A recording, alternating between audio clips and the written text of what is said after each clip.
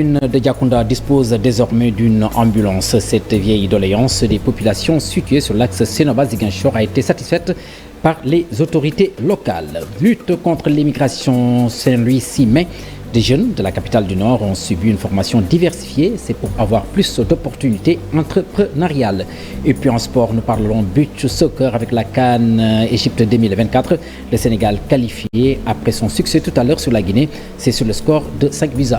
Voici l'essentiel des titres donc de ce journal que je vous présente avec beaucoup de plaisir dans un instant. Le développement.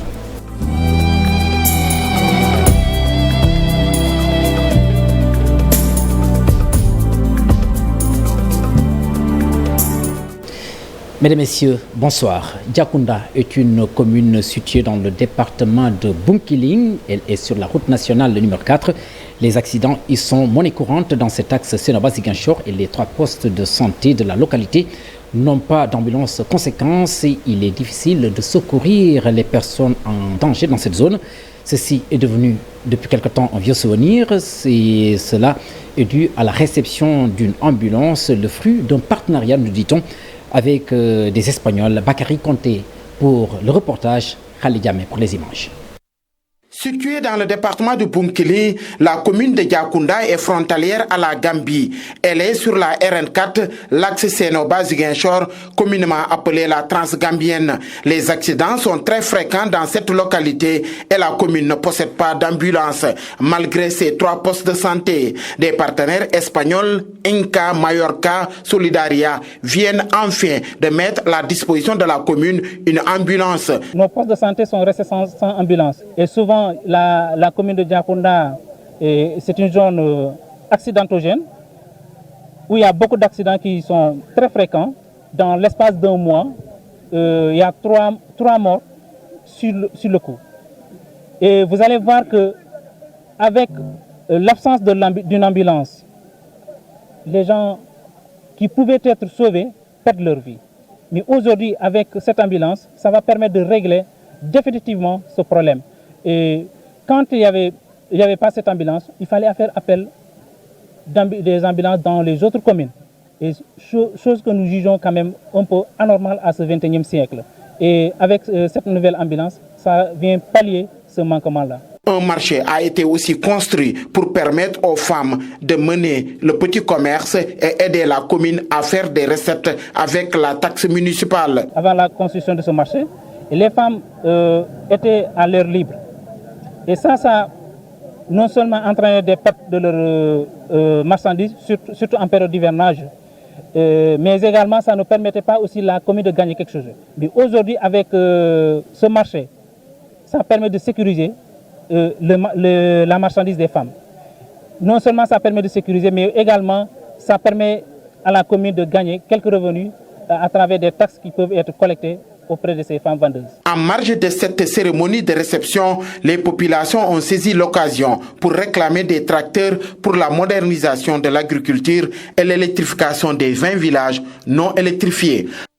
Bakary Conté, merci. Première tournée du ministre de l'Environnement dans la région de Matam. Daouda Ngom, accompagné de ses plus proches collaborateurs, a visité des réserves de parcs et a évalué par la suite le dispositif mis en place pour lutter contre les feux de brousse. Le ministre qui s'est rendu à la réserve de Katané donne également des nouvelles des oryx qui aujourd'hui sont au nombre de 500. Reportage signé Ali Bandelian. Cette première sortie dans la région de Matam a été marquée par des visites au niveau des réserves et autres forêts classées de la zone sylvo-pastorale du Ferlo. Le ministre de l'Environnement, qui a évalué le dispositif mis en place contre les feux de brousse, qui a même permis d'atténuer le mal, s'est ensuite livré à la presse au terme d'un long périple bouclé par une visite de la forêt entre Matam et Ourossogui. Daouda Ngom donne des nouvelles des oryx, de ces espèces rares dont l'enlèvement il y a quelques années avait défrayé la chronique du temps du régime du président Macky Sall. C'est vrai qu'il y avait un scandale entre guillemets sur les oryx en 2020. C'était lié au fait que des oryx ont été extirpés de la réserve de Katané et on avait amené ça dans des réserves privées. En réalité, le ministère de l'Environnement n'est pas contre le fait de prendre des oryx de Katané, mais de l'amener dans d'autres réserves, mais pas dans des réserves privées, pas dans des réserves qui appartiennent à des individus. La réserve de Koili Alpha, où on a amené des oryx, c'était 4 femelles et 2 mâles. Aujourd'hui, ils ont 25 individus. C'est une réserve naturelle communautaire qui appartient à la communauté. Et la réserve de Amboura, c'est une réserve qui est dans la commune de Thilé Boubacar, qui a été mise en place par un privé, mais qui joue un rôle important aussi pour les communautés locales.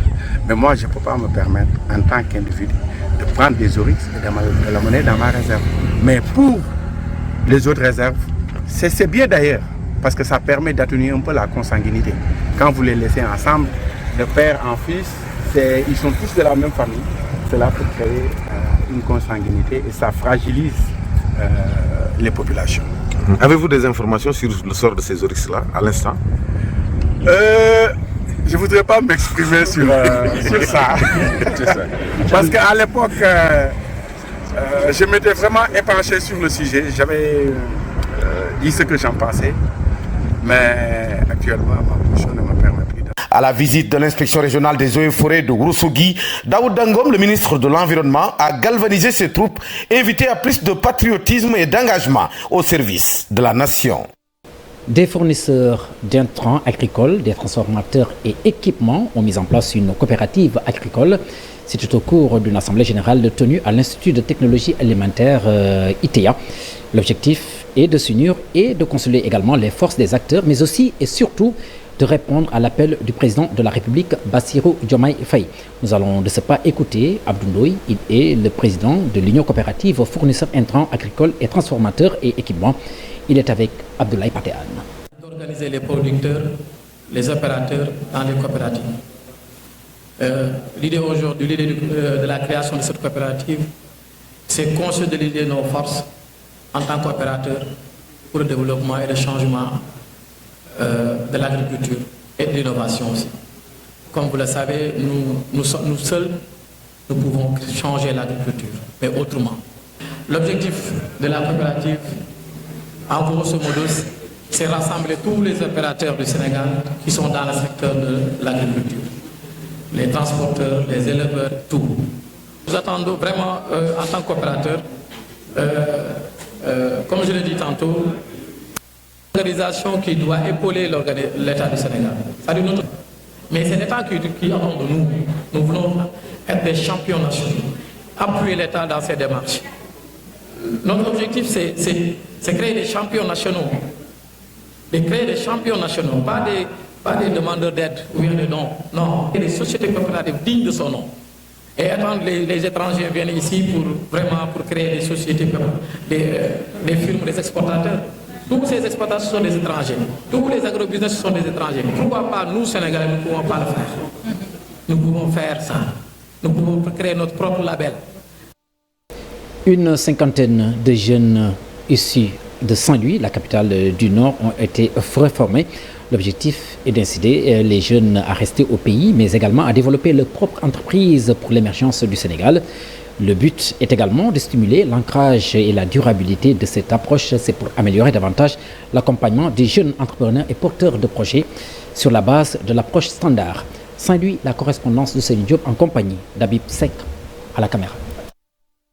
Facilitateurs et 30 jeunes porteurs de projets ont été formés dans le cadre du projet d'accompagnement de la 4e cohorte pour l'application de l'approche standard et le renforcement des outils de connaissance dans le département de Saint-Louis. Les formateurs ont invité les jeunes à développer leur propre entreprise au Sénégal. Qu'il fallait beaucoup plus investir sur l'insertion des jeunes. Mais insérer les jeunes commence d'abord par les outiller du point de vue employabilité. Beaucoup de jeunes aujourd'hui cherchent du travail, mais ratent cela dès l'entretien de travail. Ces formations vont permettre aux jeunes de développer des compétences entrepreneuriales. Ils seront également orientés grâce à la mise en œuvre d'une démarche innovante dénommée approche standard. Au moment où l'emploi salarié pose un problème, ça apparaît comme une alternative. Et donc, ce sera au grand bénéfice de ces jeunes que nous formons et qui ont droit effectivement à une insertion socio-professionnelle. 20 conseillers à l'insertion ont pratiqué les 20 outils de l'approche standard, c'est-à-dire des exercices avec une approche très participative. L'objectif de cette nouvelle phase vise à accompagner les jeunes à mettre en place des projets. Les récipiendaires n'ont pas manqué de soulever l'importance des initiatives. Mais le problème c'est comme accompagnant aussi. L'emploi des jeunes est aujourd'hui le combat de plusieurs pays. Des experts en insertion ont développé une approche standardisée visant à appuyer de manière holistique le processus de l'insertion des jeunes par l'entrepreneuriat. Pour mieux développer l'intelligence de l'enfant dès le bas âge, des acteurs de la protection de l'enfant ont mis en place, ont mis en œuvre plutôt à Bignarabé, une commune dans le département de Médina Yoro Foulah, c'est dans la région de Kolda. Ils ont mis donc en place un projet qui consiste à renforcer les capacités des parents en matière d'éducation. À travers plusieurs modules, ils apprennent aussi à ses parents des comportements à adopter pour que l'enfant de 0 à 6 ans se départisse de plusieurs pratiques néfastes au développement de son intelligence. Reportage signé Abdoulaye Diallo. Une meilleure protection de l'enfant, Tostan a lancé le projet relatif au renforcement des pratiques parentales à Bignarabé, une commune du département de Médina Yoro Foulah. Nous sommes à Bignarabé au niveau d'une collectivité territoriale qui est partenaire au programme de renforcement des pratiques parentales de Tostan, de même que également la collectivité territoriale de Koulinto. Nous sommes venus aujourd'hui ici pour le lancement officiel des activités du projet de renforcement des pratiques parentales dans 20 communautés des collectivités territoriales. En choisissant les communes de Bignarabé et de Koulinto situées dans l'arrondissement de Ndorma, pour matérialiser votre geste de générosité par le financement du projet renforcement des pratiques parentales, j'ose dire que l'ONG Tostan a compris que la relation parent-enfant est un facteur de développement chez ce dernier. Les enfants ciblés à travers ce projet sont ceux âgés de 0 à 6 ans. Et développer leur intelligence dans tous les domaines et les préparer pour l'avenir et aussi dans le cadre aussi de leur insertion future à l'école. Ce projet concerne donc des parents, des enfants de 0 à 6 ans. C'est pendant cette tranche d'âge qu'on a compris à Tostan, après des études scientifiques, qu'il y a de ces pratiques traditionnelles. Partenaire du projet RPP, la municipalité de Bignarabé compte se déployer sur le terrain pour accompagner le dit projet. C'est un programme qui concerne 2 communes, Bignarabé et Koulinto. On est très accompagné le projet, parce que le projet c'est intervient dans 10 villages et la commune compte 43 villages. Ça veut dire que ça reste beaucoup de villages qui n'ont pas bénéficié. Toujours, comme je l'ai dit dans la salle, je prends la main encore le projet de renouveler que les villages qui ne sont pas touchés soient encore touchés dans la commune de Bignarabé et Koulinto et aussi l'ensemble de l'arrondissement de Ndorma. Enfin, ils ont mobilisé toutes les parties prenantes en vue d'aller vers l'atteinte des objectifs. La note culture de ce journal nous mène à Tivaouane, les lettres coupables. Il s'agit d'un ouvrage sorti par un professeur de lettres modernes du collège d'enseignement moyen, Mamadou Mansoursi de Tivaouane. Dans son ouvrage, il retrace les tares de la société sénégalaise. Lors de la cérémonie de dédicace, il y avait notre correspondant dans la localité, Cheikh Anta Diop. Lettres coupables est un livre d'une grande portée pédagogique selon son auteur, Yoro Sall. Jamais on ne pourra développer notre cher pays en laissant maintenant prospérer ces comportements de cupidité, d'orgueil, d'utopisme, de passivité, d'arrogance parce qu'il y en a, de brutalité parce qu'il y a la violence, de laxisme parce qu'il y a le laxisme dans le travail, d'égoïsme parce que tout le monde pense qu'à lui-même, et enfin de supercherie parce que les gens sont très forts dans la tromperie. Ce sont ces lettres-là que j'ai choisies. Yoro Sall, ce professeur de lettres, histoire et géographie au CEM Mohamedou Mansoursi de Tivaouane, est allé plus loin dans ses écrits. J'ai parlé aussi de l'utopisme. Et c'est un sujet actuel. Nous tous, nous vivons dans l'utopisme. Montrer aux gens qu'il faut se réveiller. Parce que je pense que jusqu'à présent, au Sénégal, les gens continuent à dormir. Dormir sur leur laurier et s'éloigner de la réalité. Comme décrit à la page 20 du livre, l'auteur enfonce le doigt dans la plaie sur ce qui réellement constitue une pathologie pour notre société devenue incontestablement malade. Oui, notre société est malade, je suis d'accord avec vous. Au-delà de la catégorie romanesque de cet ouvrage, Yoro, le livre est le résultat d'une introspection et d'une réflexion profonde qui, en plus des solutions préconisées, nous replace face à nos responsabilités. Mamadou Gaye, général de division, se dit profondément touché par ces écrits. Ceux des cœurs et des esprits doivent être poursuivis de manière inlassable. Dès la tendre enfance, dans les familles, à l'école, les lieux d'apprentissage et de travail, pour leur inculquer les vertus des lettres nobles et non des lettres coupables. L'auteur, Yoro Sall, à travers son livre « Les lettres coupables », avertit les Sénégalais sans porter de gants. Le Grand Magal de Touba se profile à l'horizon, comme pour les années précédentes. Le comité d'organisation du Grand Magal va dérouler un riche programme qui va commencer par une série de conférences. Le thème général confié à Serigne Mam Mor Amdi sur Nigel de Cheikh Bassirou Abdou Khadr Mbacké va traiter de l'éducation des populations face à la mondialisation et à ses péripéties. Ces conférences seront animées par de grands chercheurs sous la houlette de la commission culture et communication dirigée par Serigne Cheikh Abdou Lahat Mbacké Gaïdé Fatma. Le premier safar sera marqué également par une opération d'investissement humain de grande envergure qui sera animée par la communauté Baïfal. Les services de l'État, l'association Touba Ca Kanam et les Daïra viendront en renfort comme c'est généralement le cas depuis toujours. Pour rappel, le Grand Magal de Touba sera ponctué par des récitals de Coran du premier safar au 12 safar. Cette lecture du livre saint du Coran sera ininterrompue le 17 safar et le 18 safar. Voici qui nous permet de parler des sports dans ce journal qui nous mène d'ailleurs dans le département de Foundiougne qui mériterait un stade multifonctionnel. Le département a un déficit d'infrastructures sportives digne de ce nom selon le président de l'ODCAV 2. Il s'est prononcé en marge de la finale du tournoi de l'ODCAV. Le conseil départemental promet par ailleurs de porter le plaidoyer des jeunes auprès du gouvernement. Voici le reportage signé Aminata Goudiaby et Abdou Karim Bey. L'organisme départemental de coordination des activités de vacances ODCAV de Foundiougne a organisé son tournoi de football. Les compétitions ont impliqué presque toutes les communes du département. La finale s'est jouée ce dimanche. C'était une finale qui opposait deux zones, à savoir la zone 1 de Foundiougne, représentée par l'ASC Farba, et la zone 10 de Mbam, représentée par le village de Ndorong, à savoir l'Agasport. En senior, en catégorie cadette aussi, la zone de Foundiougne a été représentée par l'ASC Gounaye Cité, qui affrontait l'ASC Djambar de Karang. La finale qui a drainé du monde s'est jouée au stade municipal de Foundiougne, un terrain clôturé mais sans tribune, encore moins de gazon.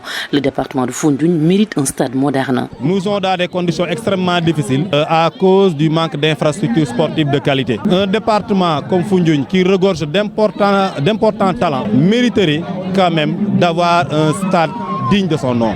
C'est pourquoi nous lançons un appel aux autorités étatiques de nous venir en aide pour la construction du stade départemental de Foundiougne. C'était une fête, vous l'avez vu, c'était l'apothéose aujourd'hui à Foundiougne.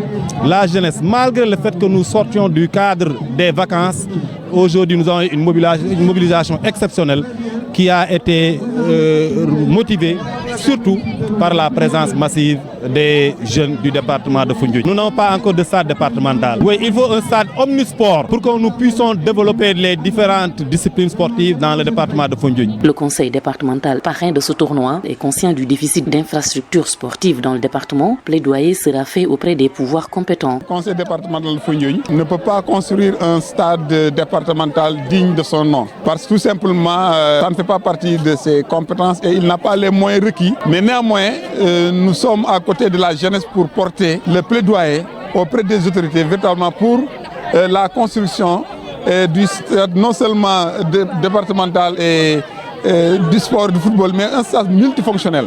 Le département de Foundiougne mérite d'avoir un stade digne de son nom. De la lutte, un défilé de mode, entre autres activités, ont été organisés durant les 5 jours qu'a duré ce tournoi de l'ODCAV de Foundiougne. En basketball, le clap de fin de la saison hier samedi au stadium Maurice Ndiaye avec les finales des championnats national 1 féminin et national 1 masculin. L'AS Ville de Dakar est sacrée en messieurs mais également en dames. avec des résultats en leur faveur, 75-41 en dames et puis 65-45 chez les messieurs. Une conservation du titre chez les féminines qui confirme une excellente saison selon leur entraîneur Moustapha Gueye, alors que son homologue chez les masculins du nom de Libas Faye évoque une victoire obtenue à l'issue d'un duel épique. Propos recueillis par Cheikh Sadibou Diarra et Amadou Ba. On a joué sans défaite, donc je pense qu'on mérite le titre de champion. Maintenant, sur le match d'aujourd'hui, les filles de BD ont mieux défendu et on a eu plus de solutions en attaque. N'empêche, le Duc a joué avec César. Mais je crois que dès le début du match, la défense a pris le pas sur le jeu. Il reste un match, une finale de Coupe du Sénégal à jouer contre la Jeanne d'Arc. Mais déjà, 3 trophées, je pense qu'on est très contents. Après, maintenant, on va jouer la finale et on appréciera. Donc, jouer contre une équipe comme le Duc est très difficile parce que c'est une équipe tactique. Pratiquement sur toutes les équipes qui sont actuellement, le Duc est beaucoup plus tactique que le Duc. Maintenant, je disais qu'il fallait les faire déjouer, c'est-à-dire leur faire jouer contre nature. Ok? C'est tout simplement ça que nous avons fait. On a essayé de couper donc leurs évolutions offensives, les tactiques pour leur faire jouer d'une autre manière. Ok? Et là, donc c'est des tirs précipités, c'est des pertes de balles, c'est des initiatives personnelles. C'est ce que nous voulons faire et on l'a réussi. Je vous le disais dans le titre, le Sénégal sera bel et bien à la prochaine Coupe d'Afrique des Nations de beach soccer prévue en Égypte au Caire pour cette année-ci. Le Sénégal a battu tout à l'heure lors des éliminatoires retour son homologue de la Guinée sur le score de 5-1. Le travail avait été déjà fait lors de la match aller à Conakry il y a une semaine, 9-3 pour l'équipe du Sénégal. Avec succès donc, je vous le disais tantôt, le Sénégal qui se qualifie à la Coupe d'Afrique des Nations. Le Sénégal qui se qualifie d'ailleurs pour la 2e fois à cette phase finale de Coupe d'Afrique de beach soccer. Les septuples champions d'Afrique vont ainsi tenter de défendre le titre. Une 11e qualification en 12 éditions de cette compétition continentale pour cette finale remportée. La date de la 12e édition de la Coupe d'Afrique des Nations n'est pas encore connue. La Confédération africaine de football, qui organise désormais cette compétition depuis, n'a pas encore communiqué, ce qui ne devrait plus tarder. Voici donc la dernière note de ce journal qui vous a été présenté avec beaucoup de plaisir. J'en profite pour dire merci à Habib Faye, à Daouda Gueye, mais également à Vieux Diouf du côté de la réalisation. Très bonne suite des programmes sur la télévision Futur Média.